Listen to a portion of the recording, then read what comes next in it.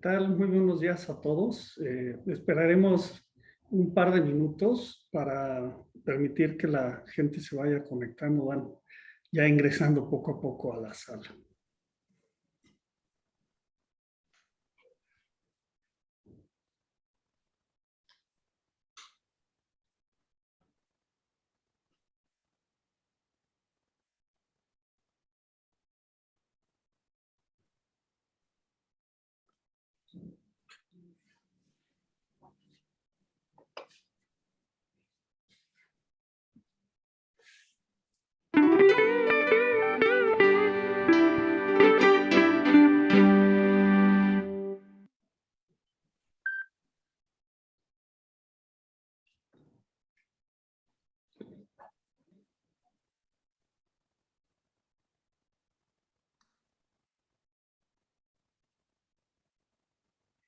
¿Qué tal? Muy buenos días. Buenos días a todos.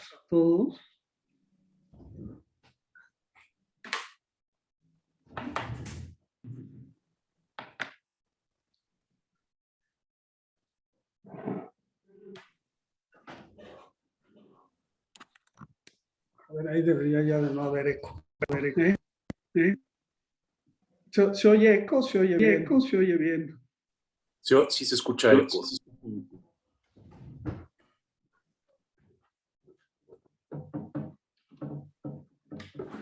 A ver, ahí se escucha mejor. Sí. Ok, perfecto. Perdón, los inconvenientes de esta cosa siempre.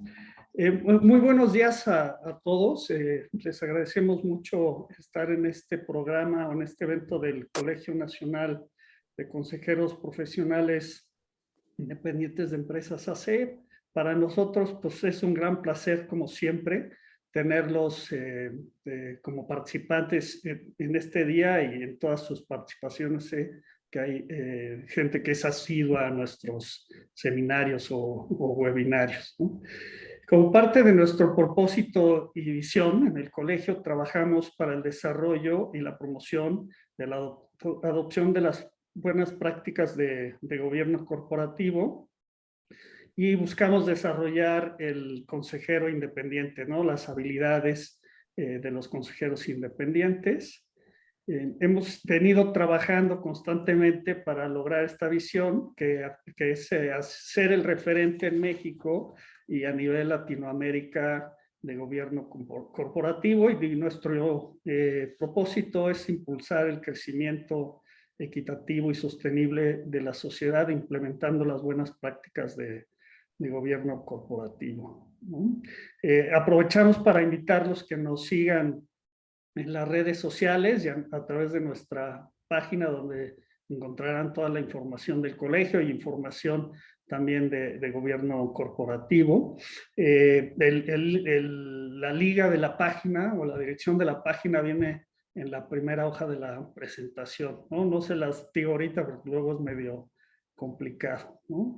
Y aprovechamos para extender una invitación a todos aquellos que estuvieran interesados en desarrollarse como consejeros independientes y que pertenezcan al colegio, donde sin duda encontrarán el valor agregado que generamos o que otorgamos, y conocerán de manera pues, más detallada las iniciativas o las actividades que estamos llevando a cabo. A través de nuestra página web nos pueden contactar o contactar directamente a Grise Elizondo, que es la gerente del colegio, que con mucho gusto los atenderá y platicará con ustedes. También invitamos a las empresas, ¿no? A las empresas o empresarios que nos están acompañando en este momento, que se acerquen al colegio si es que quisieran optimizar o crecer su consejo de administración o su consejo consultivo. En el colegio tenemos un importante pues, banco de talento que le llamamos, ¿no? Donde podrán encontrar gente pues, con el perfil que ustedes como empresarios o directivos de empresas estuvieran buscando, ¿no? Y también quiero mencionar que tenemos una membresía especial para estudiantes, ¿no? Estudiantes que quieran ir empezando a conocer acerca del gobierno corporativo e irse preparando. Hay una membresía especial que creemos puede ser de gran interés. Y bueno, pues el día de hoy tenemos el evento titulado Las fusiones y adquisiciones en la estrategia de crecimiento de las empresas. Y para ello contamos pues con dos individuos de lujo, ¿no? Dos personalidades, dos personas que tienen amplia experiencia en el tema, que son Enrique Jacks y Eduardo Meucci, que presentaré muy brevemente. Enrique es director general de operaciones y consejero de Labartex, empresa de la que también es accionista. Les comento brevemente qué hace Labartex, que es una empresa que, por cierto, está cumpliendo 100 años, ¿no? Enrique, muchas felicidades. Creo que este año es cuando cumplen 100 años. Muchas felicidades porque son ustedes, pues, tercera generación, me parece, y lo han hecho muy exitosamente, ¿no? La empresa se dedica a proveer servicios de renta y lavado de ropa para la industria de salud, es decir, hospitales y clínicas, también hospitalidad, restaurantes y hoteles y deportivos, ¿no? Como gimnasios y clubes deportivos. Seguramente algunas cosas se me estarán olvidando, pero pues, en términos generales es a lo que se dedica la compañía. Y quise invitar a Enrique porque él ha participado de manera activa en dos procesos de fusiones, ¿no? De una empresa que luego se fusionó con una, luego se volvió a fusionar, lo que dio origen a Labartex, y luego han hecho dos adquisiciones, ¿no? en el tiempo. Han visto otros proyectos que no se han concretado, entonces eso también pues, es una experiencia valiosa, ¿no? Al rato que comentemos de qué funciona y qué no funciona. Y bueno, y tenemos también a Eduardo Meucci. Eduardo Meucci es socio de Rion Mergers and Acquisitions, firma a través de la cual ha asesorado pues, un sinnúmero de transacciones de compra de empresas, de ventas, desde luego, y de joint ventures. Eduardo, previo a la incorporación a Rion, trabajó en Cemex, bueno, trabajó en varias empresas, pero destacamos Cemex y FEMSA, en la que hizo operaciones de adquisición de compañías en el extranjero y joint ventures también, ¿no? No vamos a tocar levemente, si nos da el tiempo, la parte de los joint ventures, que creo que es algo muy interesante también. Quisiera empezar con una presentación. Es una presentación pues, como conceptual para dar contexto a la charla, ¿no? Y es sobre fusiones y adquisiciones. Voy a tratar de hacerla rápido y les pido pues una disculpa si voy muy avanzando muy rápido, pero quisiera aprovechar más el tiempo en escuchar las experiencias de Enrique y de Eduardo, ¿no?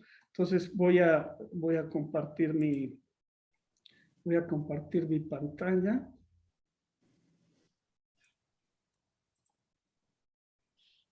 Que supongo que ahí se está viendo ya, ¿no? ¿Correcto? ¿Sí la están viendo? Ok, bueno, les decía, aquí está nuestra página de internet del colegio. Si se las hubiera mencionado en la introducción, seguramente hubiera sido muy complicado aprenderla o tomar notas. Si quieren tomar nota, aquí está, y en la última de las pestañas la voy a presentar también, ¿no? Entonces, como decíamos al principio, el título es Las fusiones y adquisiciones en la estrategia de crecimiento de las empresas, y voy a hablar ahora de lo que son las fusiones y adquisiciones y los crecimientos, ¿no? Y como les decía, me voy a ir rápido para dar mayor tiempo a la charla, ¿no? En general, las empresas pueden lograr crecimiento o ir obteniendo ventajas competitivas básicamente a través de dos caminos. Uno, lo que es el crecimiento orgánico, que es con recursos propios de la empresa, con actividades internas, lanzamiento de un nuevo producto, ampliación de una planta, construcción de un centro de distribución, etcétera, ¿no? La tercerización, que luego la gente dice, tenemos un joint venture, pero es más bien una alianza, ¿no? Si tú, por ejemplo, tienes un negocio de distribución de cosas y haces una alianza con una empresa transportista, mediante un contrato, pues cada quien tiene su negocio y cada quien, la relación es contractual, ¿no? Y luego lo que vamos a tratar ahora de lo que es el crecimiento que se llama inorgánico, que cubre las fusiones y adquisiciones, y la parte de los joint ventures, que a diferencia de unas alianzas, pues ahí sí hay una sociedad, se aporta capital o recursos buscando un objetivo común, no necesariamente fusionando las empresas, ¿no? Se hace una tercera empresa para lograr estos objetivos. ¿No? Esta es una gráfica muy rápida de cómo se ha comportado el mercado de fusiones y adquisiciones. Es, como verán, un mercado cíclico, ¿no? Cuestiones externas tienen ciertas afectaciones. La crisis mundial, la burbuja.com y aquí todo el tema del COVID. Aquí no tengo los datos de 2021, pero 2021 superó a 2017 en número de transacciones. Durante la pandemia las empresas pues guardaron caja, no invirtieron y cuando ya vieron, digo, seguimos en la pandemia obviamente, pero ya vieron un poco cómo se comportaba la cosa, volvieron a hacer las operaciones. Aquí lo vemos en la gráfica del lado izquierdo en Norteamérica, pues el crecimiento tan importante que hubo en el 2021 y pues comparativamente pues, Latinoamérica es muy baja, nosotros estamos dentro de la parte de Norteamérica y Asia Pacífico pues, es lo principal, ¿no? Aquí muy rápidamente la parte de América Latina, ¿no? En México tenemos pues, del orden de 200 y pico transacciones publicadas en el año.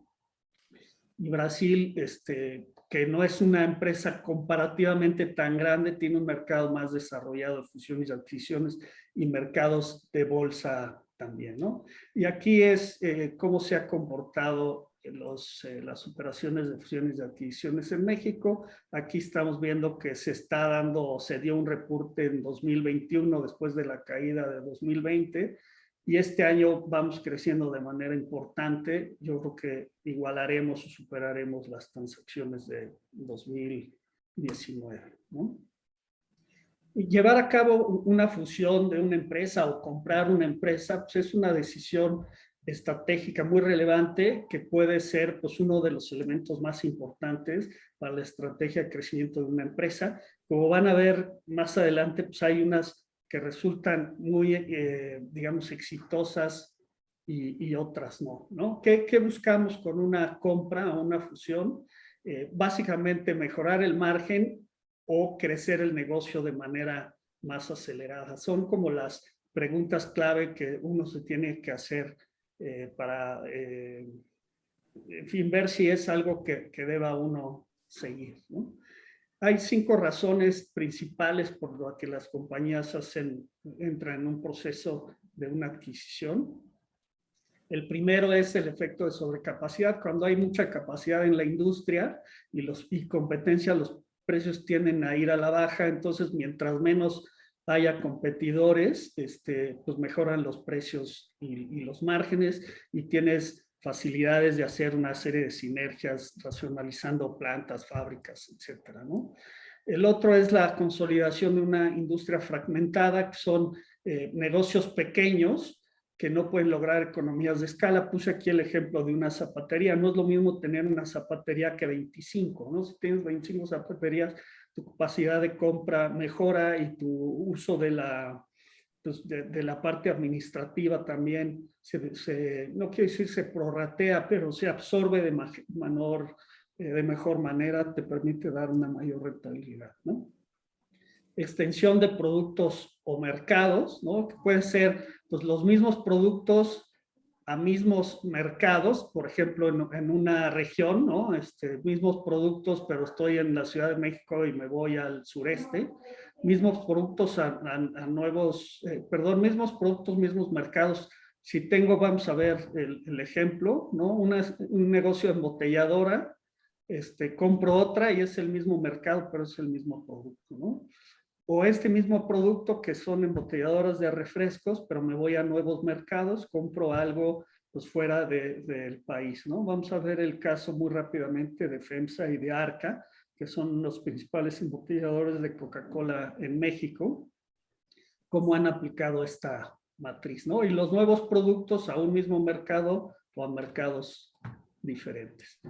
Aquí es un mapa de cómo estaban Arca y Coca-Cola FEMSA en el 2000, ¿no? Y cómo se fueron fusionando y adquiriendo empresas en el tiempo y cómo ahora, pues, entre los dos se reparten el 90% del mercado mexicano de refrescos. Luego tuvieron una expansión hacia Sudamérica y han tenido también en otros países. Y aquí es una matriz de qué han hecho las dos, ¿no? Han tenido mismos mercados en México, por ejemplo, compraron Jugos del Valle, Leche Santa Clara, en el mismo mercado que es México, adquirieron empresas de los mismos productos, otros distribuidores de Coca-Cola, y aquí, por ejemplo, adquirieron una empresa de lácteos en Guadalajara, que era un nuevo producto para Coca-Cola y un nuevo país, ¿no? Es un nuevo producto, un nuevo mercado, y mismos productos, nuevos mercados, ¿no? La compra de embotelladoras de Coca-Cola en otros países de la región, que es lo que vimos en el mapa. Esta es una de Arca, donde han entrado, por ejemplo, al segmento de botanas, snacks y jugos. O sea, las estrategias son diferentes, ¿no? Estos están tratando de entrar más a productos diferentes. FEMSA lo ha hecho, pero está más enfocado a Coca-Cola, a productos embotellados, ya sea gaseosos y no gaseosos. Otra de las razones es la parte de investigación y desarrollo. Esto se da mucho en las empresas farmacéuticas. Ahora, por ejemplo, en los videojuegos, que las grandes empresas de redes sociales están adquiriendo desarrolladores de videojuego y pues con eso puedes lograr una entrada más acelerada a una nueva categoría de productos y también minimizar el riesgo y los recursos invertidos. No es a veces más fácil comprar algo que ya existe y adecuarlo a comprar o arrancar un proceso desde nuevo, ¿no? Y el otro es la convergencia, como van, cuando empresas distintas van convergiendo, se juntan para tener una nueva ventaja competitiva. Aquí puse el ejemplo, ¿no? Ahora hay empresas que te dan televisión, te dan internet, te dan teléfono fijo, te dan celular, en fin, y es una sola empresa que te da un producto empaquetado, ¿no? Y esto es de un artículo que salió en la revista Harvard Business Review de las operaciones, 36% es ampliación de productos, y 9% es crecimiento geográfico, y la parte de la sobrecapacidad, que es buscar eficiencias de escala, pues es un factor muy, muy relevante, ¿no? Lo que decía al principio, ¿no? Es muy sexy, muy, digamos, sexy, es la palabra que siempre uso, decir, oye, voy a comprar una empresa, me voy a fusionar con tal empresa, pero son cosas que no siempre resultan exitosas. El 60% de las operaciones, según este estudio de Harvard también, pues no tienen no generan pues el valor que se buscaba desde un inicio, sino más bien destruyen valor para los accionistas. Y cuando les preguntaron cómo calificaría su adquisición, pues más de la mitad dicen que es desastrosa y como el 30% dicen que no la repetirían, ¿no? Entonces, las probabilidades de éxito pues tienen que ver con una serie de factores que luego podemos ver. Muy rápidamente, aquí menciono las principales razones del fracaso de una adquisición, no me voy a ir cada una, pero son o de planeación de la transacción, ¿no?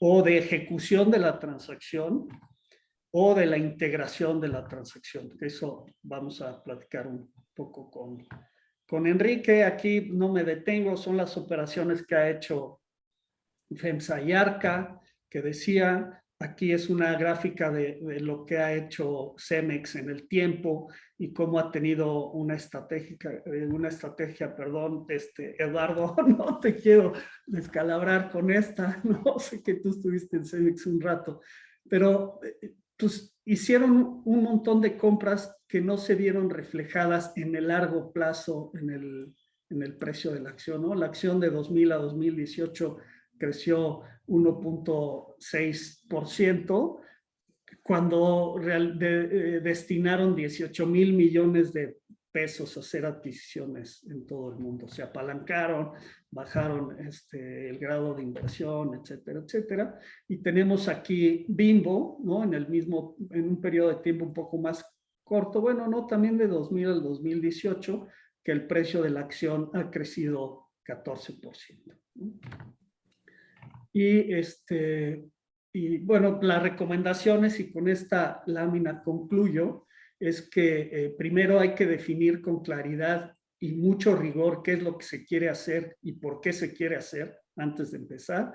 Después es analizar el número de empresas objetivo que sea necesario para que encuentres la que cumple con las características que estás tú buscando o los objetivos que estás pretendiendo.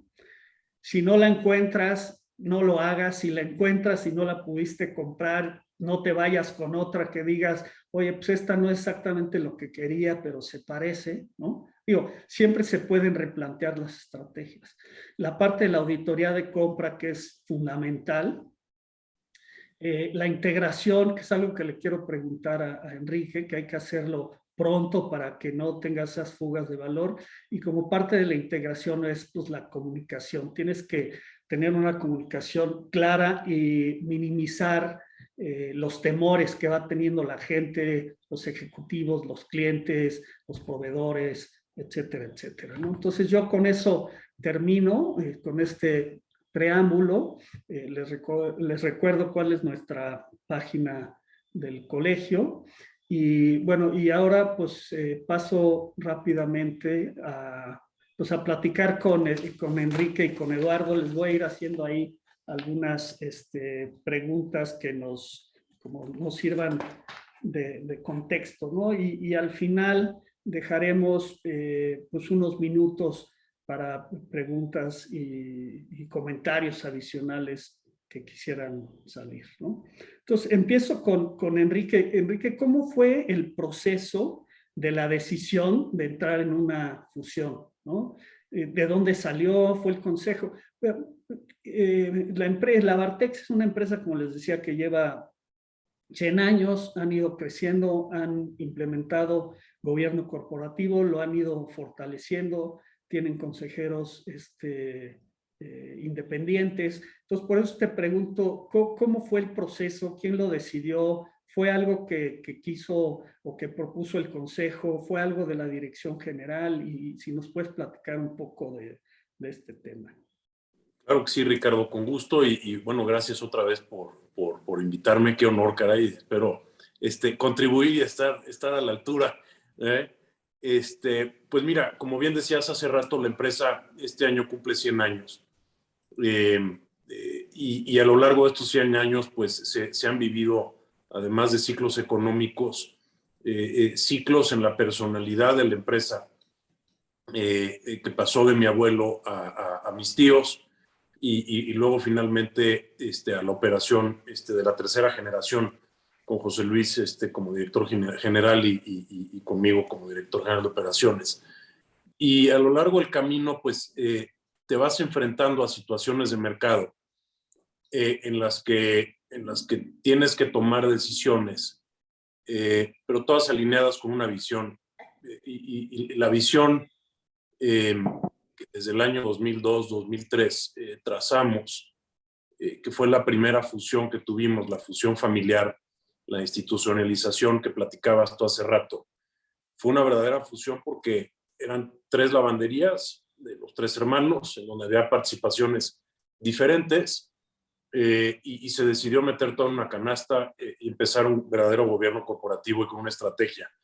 La estrategia que nos marcamos ahí y la visión de largo y mediano plazo fue duplicar el tamaño del negocio en un periodo determinado de tiempo. 5 a 7 años. Y justamente al terminar ese periodo, que nos estábamos replanteando el qué seguía y hacia dónde íbamos. Pues éramos una empresa local, aunque había 3 plantas, éramos muy locales, Ciudad de México, y apenas empezábamos a tocar Estado de México y quizás un poquito de Puebla. ¿Qué tenemos que hacer para salir de la ciudad y volvernos en algo más regional?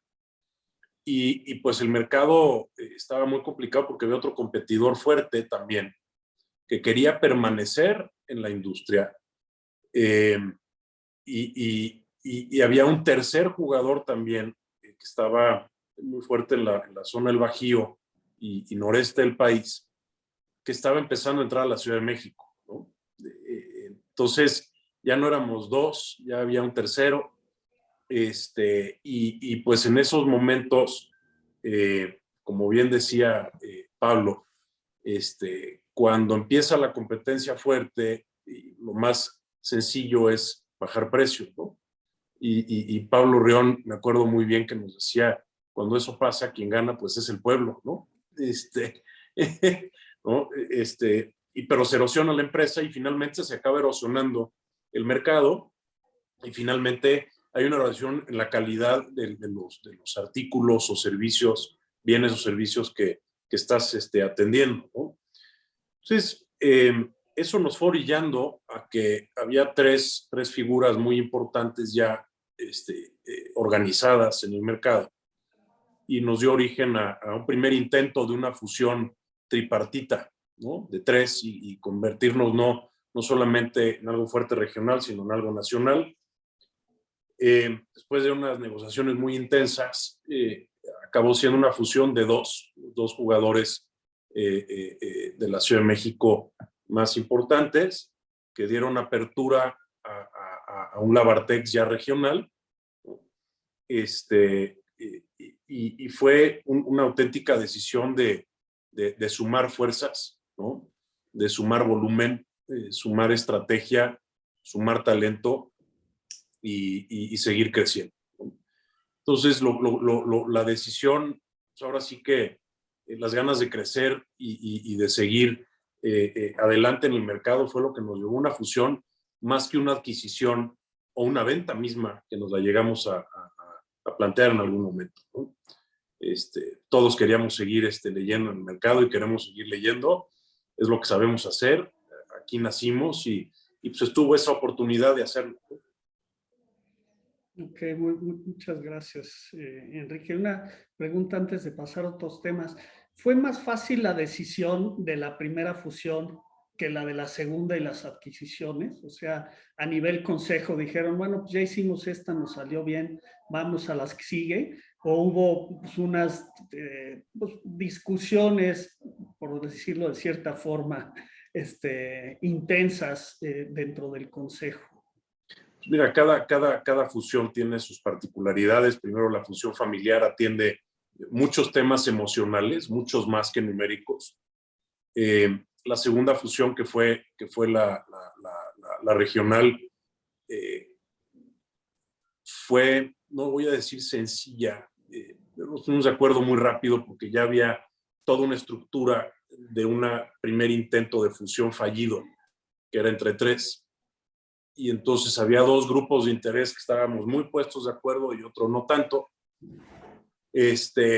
Pero sí te puedo decir que nos llevó más de 18, casi 24 meses el poner el mindset completo y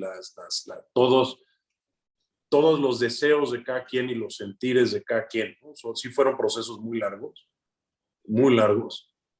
Y la tercera fusión, que es la que ya nos convirtió en nacional, pues ya fue más bien súbete a la estructura que tenemos armada, ¿no? Y pues es ponerle un valor a la empresa que se está aportando, un valor a la empresa actual y un swap de acciones, ¿no? Pero ya las reglas de negocio, el gobierno corporativo ya simplemente fue expandirlo un poquito, ya no hubo muchos cambios. Entonces, sí fue más sencillo. Y las adquisiciones son otra cosa diferente. Las adquisiciones distan mucho de una fusión, muchísimo. la adquisición adquieres algo y no lidias con el anterior dueño, ¿no? Más que para pagarle, ¿no? Perdón que lo diga así, Sí, pues sí, ¿no? es la verdad. Haces una toma completa de la administración de la operación y empiezas a instaurar tu plan de integración, de acuerdo a tu modelo financiero.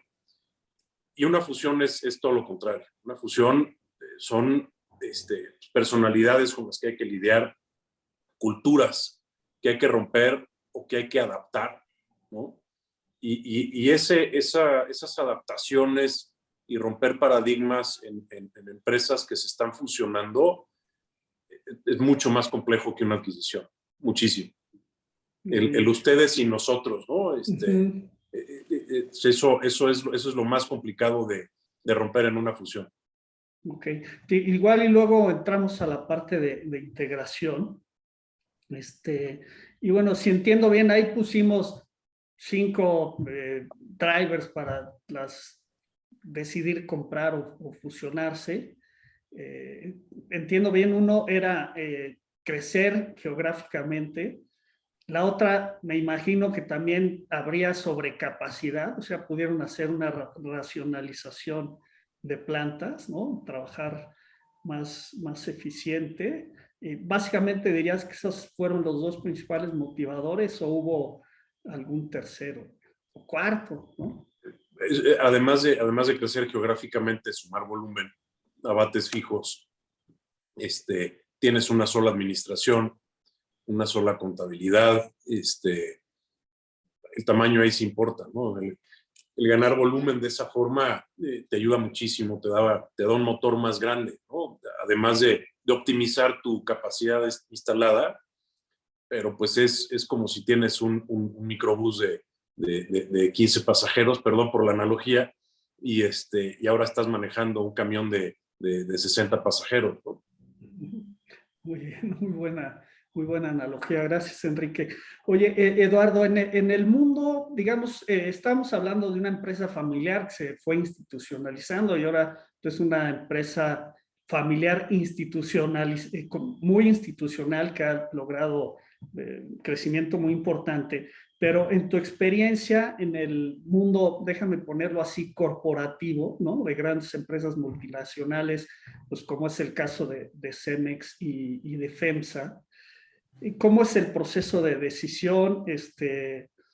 ¿Quién lo lanza? ¿Es el director de desarrollo de negocios? ¿Es el consejo de administración?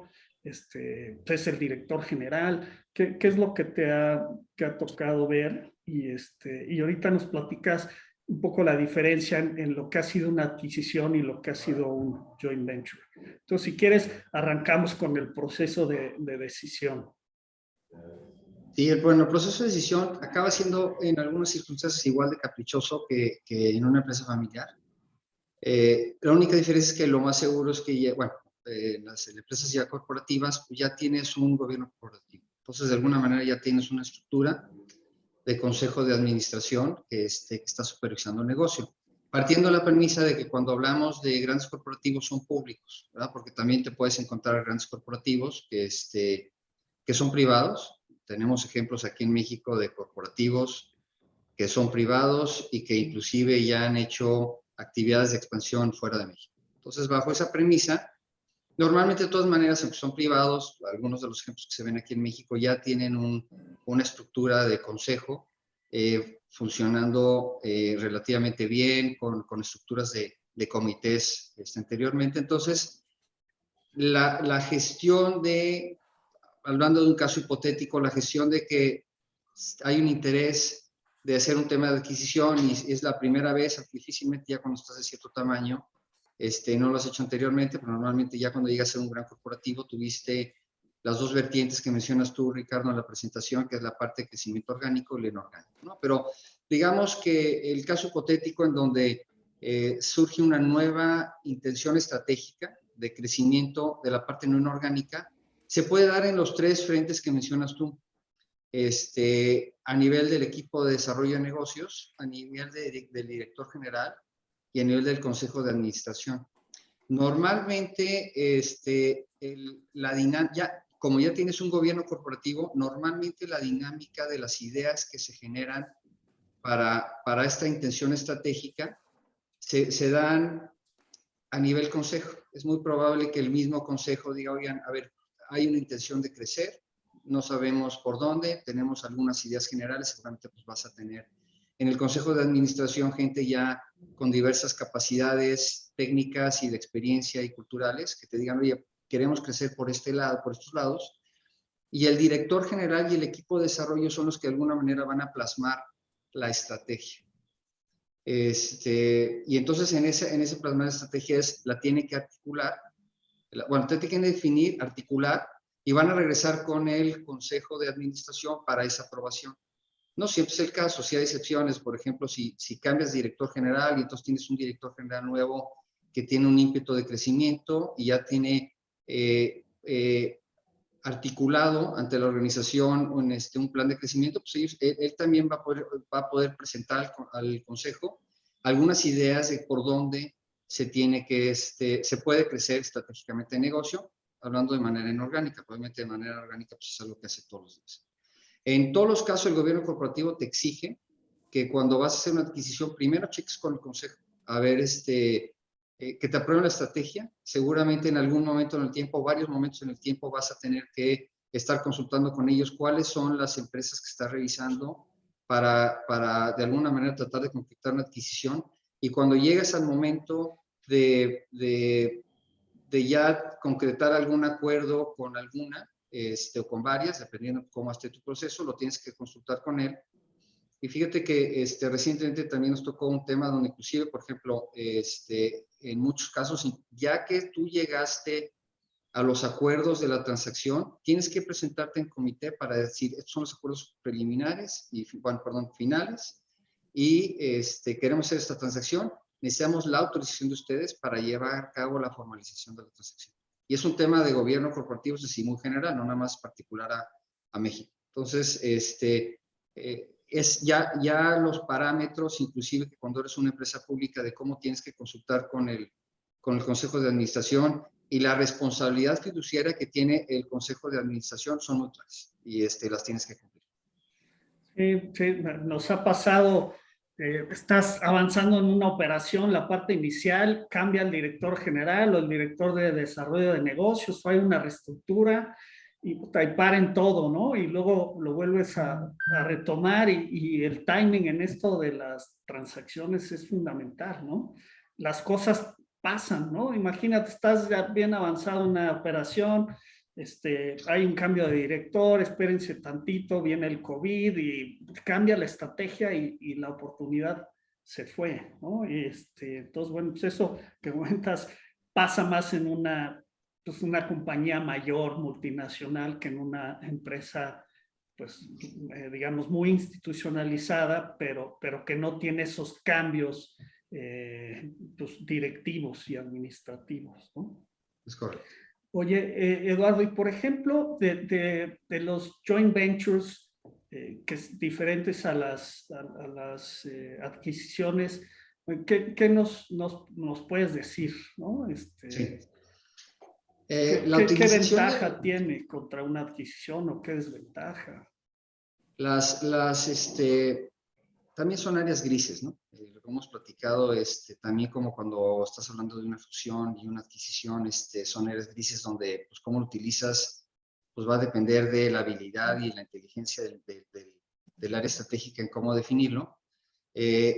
Normalmente los joint ventures funcionan cuando existe habilidades o capacidades de las dos partes que se van a complementar, y en muchos de los casos es que no necesariamente todo el negocio que tienen va a ser,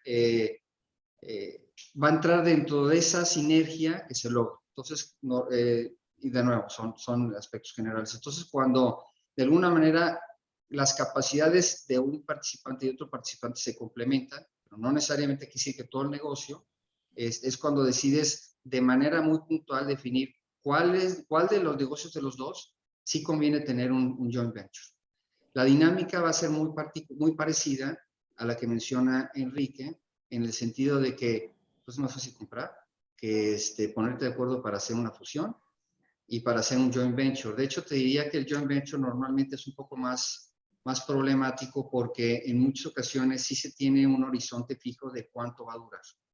Entonces, de todas maneras, la fusión de alguna manera en muchas ocasiones se platica de cómo se debe disolver la situación. En el joint venture siempre lo tienes que poner como una condición y poner y las reglas bajo las cuales se van a dar o no se van a dar.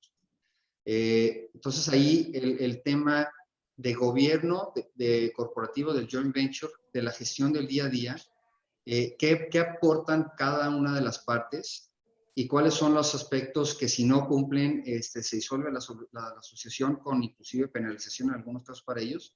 Es algo que se platica con mucho detalle. Son procesos en donde metes mucho los equipos directivos para gestionar cómo se captura ese valor y cómo se va a estar revisando en el tiempo.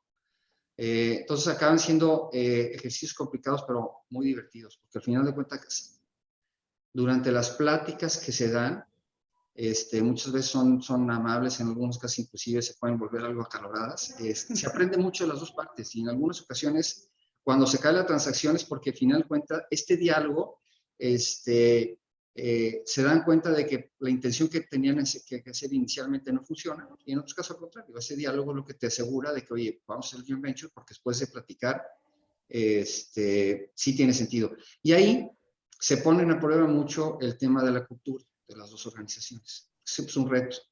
Vas a estar colaborando, colaborando en un escenario donde en muchas ocasiones son igual a igual. Entonces, el diálogo va a ser lo que te va a resolver las sorpresas que vas a encontrar en el camino en esta integración de iguales. Entonces, los argumentos para tener joint ventures van muy de la mano, Ricardo, con lo que mencionas, desde temas estratégicos, tema de conocimiento del mercado en particular, donde otro no lo conoce, complementariedad de productos que al juntarse, de alguna manera, se logra un portafolio de negocios hacia el cliente más completo. Al final de cuentas, esos son los temas. A veces hay integración de capital o de activos, y en otras ocasiones se dan acuerdos comerciales que acaban siendo lo mismo que un joint venture, pero simplemente no hay aportación de capital, pero acaba siendo un acuerdo en forma y con compromiso de las dos partes. Perfecto, muchas gracias. Oye, Enrique, quisiera preguntarte, nos platicaste ahorita un poco de las fusiones, eran empresas pues, más grandes con diferentes objetivos, pero digamos pues, ya tenían un cierto tamaño que las obligaba a tener ciertas, digamos, prácticas gerenciales y de operación, ¿no? Y luego hablamos que ha habido un par de adquisiciones exitosas, bueno, ya tú nos platicarás qué tan exitosos o no, y un par de procesos fallidos, ¿no? ¿Cuál es el principal reto de adquirir una empresa pues, familiar y cómo lo han solventado? Y que nos digas también por qué no se concretaron esas otras operaciones que estuvieron viendo. Entonces, ¿cuáles han sido los retos pues, más complejos, ¿no? En estos procesos de comprar empresas familiares pequeñas?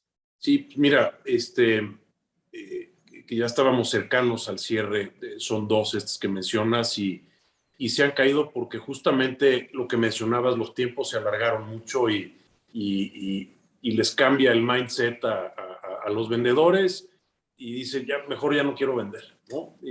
Por X o Y razones, o quieren más, que no se justifica al final y entonces, pues dices, no, muchas gracias y ni modo, ¿no? También hay que saber decir, no, ¿no?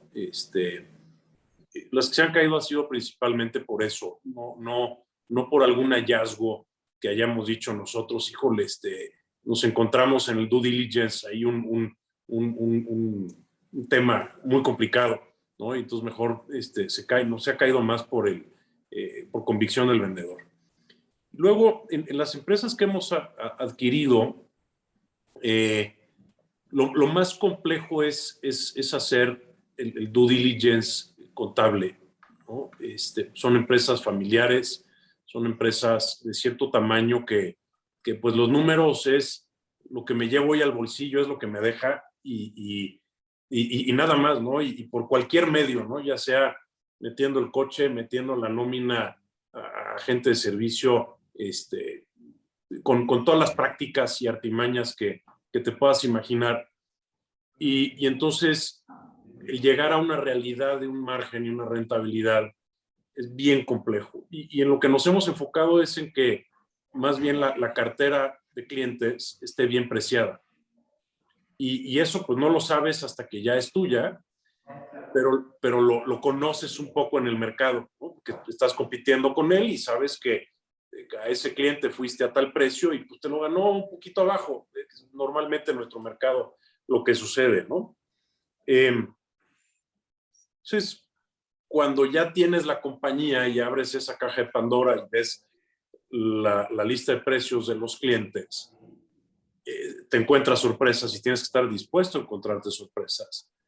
Lo que estás ganando es mercado, es participación, esté bien preciada o no, ¿no? Con sus mañas de servicio, atención o no.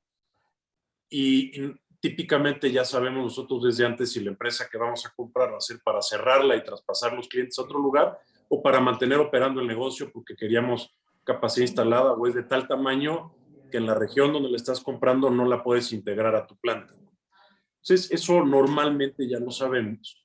Y ahí viene la decisión de integración del personal. Y alguien preguntaba ahorita aquí en el chat, ¿cómo cambias la forma de ver del derrotado adquirido, ¿no? El que se queda trabajando ahí. Es caso por caso, cada uno tiene una situación, pero si tú estás convencido que te vas a quedar con la planta y te vas a quedar con el personal, lo que más te importa es la retención de los clientes, pero junto con eso la retención del personal, que es quien está operando hoy y sabe cómo opera. Y normalmente lo que sucede con las adquisiciones es que las prestaciones y el trato hacia el talento humano de la empresa por parte nuestra es mucho mejor que el trato que le daban los dueños anteriores. Sí hay un tema, México país, que es el tema de las cuotas obrero-patronales, que lo conocemos todos, ¿no? Que eso es todo un tema. Mucha gente que estaba en el modelo de outsourcing y que no cotizaba con lo mínimo, ¿no? Y cuando empezamos a tratar a la gente bien, con dignidad, ven que es una realidad el beneficio de trabajar en la Bartex, ¿no? Y en realidad lo que le puedes ofrecer a la gente es la realidad, no mentirle y decirle, esto es lo que vas a ganar, esto es lo que puedes hacer, esto es lo que puedes tú pretender adentro de la empresa, y escuchar. Y llega un momento que tienes que cerrarle la puerta al dueño anterior. Hay un periodo de transición en el que vamos de la mano, y mucho hablar con la gente, hablar con el sindicato también es un tema importante, y encontrar a los líderes, ¿no? Siempre hay líderes ahí morales adentro, no necesariamente el gerente o el supervisor es el líder moral, siempre hay alguien ahí que es el que sigue, al que siguen, ¿no? Entonces, sí es complicado el tema del talento humano, sí es complicado y es de las partes importantes de una adquisición, las partes yo diría muy importantes. Perfecto. Oye, pues ya nos quedan unos minutos. Me gustaría pasar a cubrir algunas preguntas de las que nos han hecho los participantes aquí en el chat y en la parte de preguntas y respuestas del evento, de la conferencia.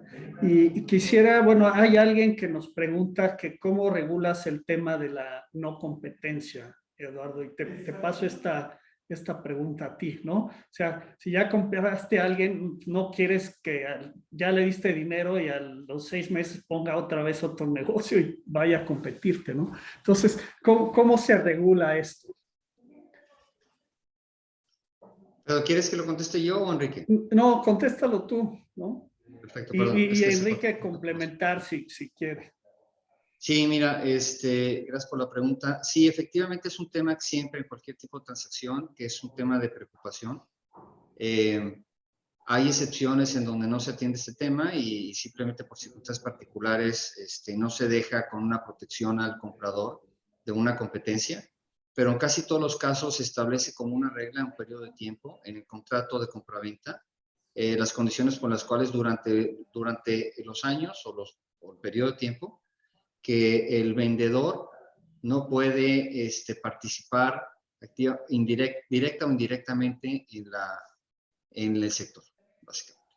Entonces, sí, es una precaución muy válida y siempre se tiene que atender. ¿Sí?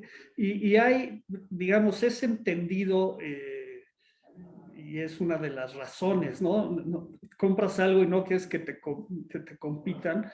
Y de hecho la Comisión de Competencia para las Operaciones, complementando un poco lo que dice Eduardo, la Comisión de Competencia permite que en tus contratos de compraventa haya una cláusula precisamente de no competencia, pero no puede ser exagerada, tiene que estar acotada a qué regiones, a qué productos, cuántos años, etcétera, ¿no? Entonces, un poco ahí complementar. Ahora, Ricardo, si es una compra completa, pues al final de cuentas, el que está vendiendo se quiere salir del negocio. Si no, estaría considerando otro tipo de transacción.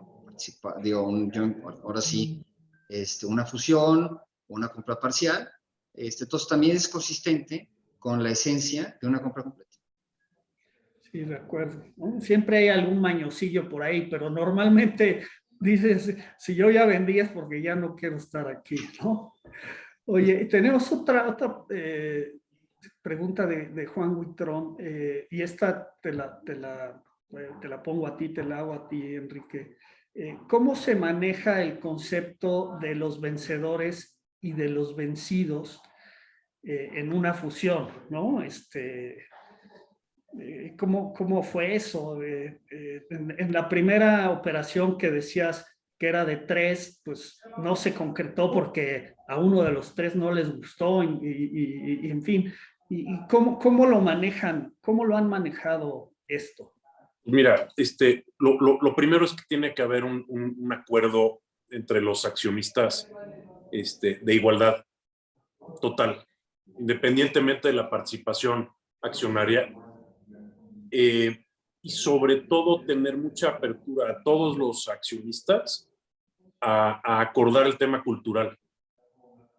Y cuando el tema cultural viene acordado por todos, la cultura de la organización y cómo se va a regir y cómo va a ser,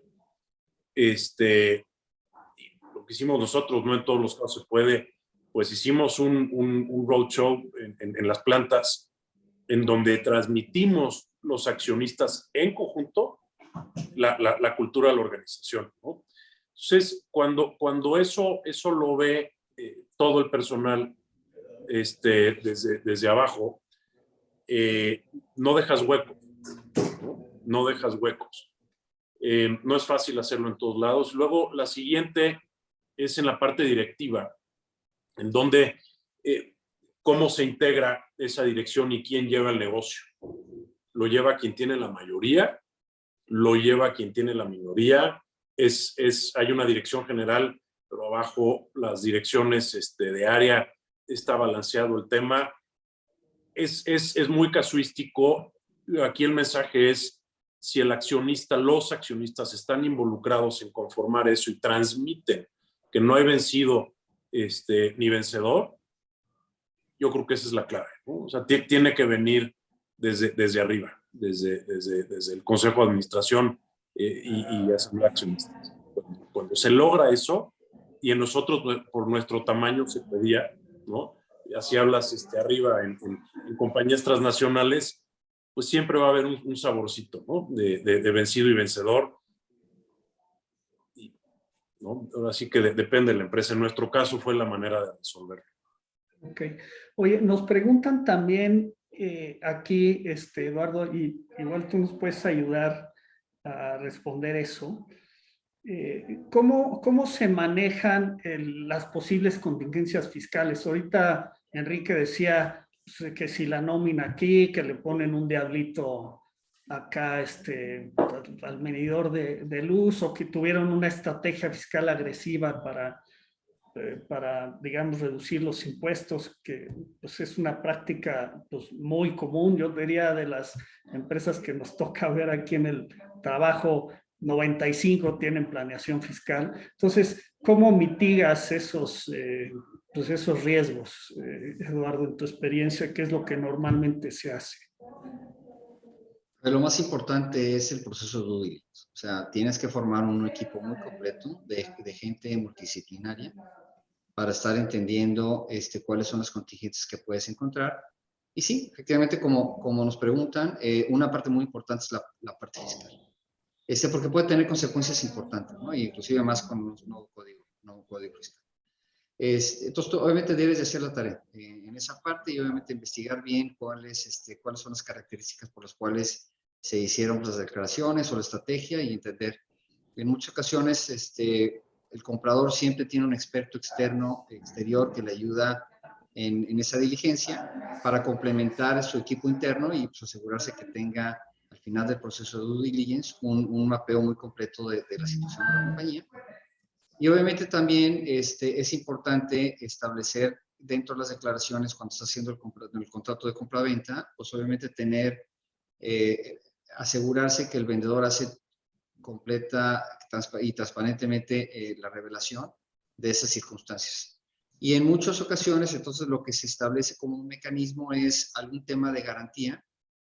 Normalmente se deja un monto de lo que se paga la transacción en un tipo de fideicomiso para garantizar. Aquí en México, en Estados Unidos, en otros lados hay la figura del escrow, para poder, por un periodo de tiempo, asegurar que esas contingencias que pueden suceder, porque de alguna manera pues casi todas las empresas tienen algún proceso de revisión con Hacienda de manera natural, pues para ver cómo se desenlaza eso y si inclusive existe alguna responsabilidad del vendedor en cubrir con esas condiciones o algún otro tipo de estructura de garantía que le permita al comprador tener algo de contingencia. Al final del día, lo más sensato es hacer la tarea bien y bueno, entender si bajo esas condiciones, después de que existe tu evaluación, puede pasar algunas, que el negocio que la compra cumpla con los requisitos de retorno que está haciendo. Muy bien, gracias Eduardo. Tenemos tiempo para una pregunta más de la audiencia, ¿no? De los participantes, y esa te la quiero hacer a ti, Enrique. Nos preguntan aquí sobre los convenios entre accionistas, ¿no? Ya sea que te fusiones o que compres una parte, vamos a decir, una mayoría de una empresa y tú te quedes el 60% y el vendedor se queda con el 40%. ¿Cómo regulan esa relación y qué rol tienen los convenios entre accionistas? Son fundamentales. Hay convenios que normalmente se tienen mediante asamblea, ¿no? Y están tipificados, asamblea de accionistas, y hay convenios privados que muchas veces no quieres que estén a la luz de la documentación pública de la empresa, pero que sí son binding, perdón por mi inglés, caray. Vinculantes. Vinculantes, man. Qué mal, caray. Qué mal. Me chocan los anglicismos, mano. Pero bueno, gracias. Que sí son vinculantes.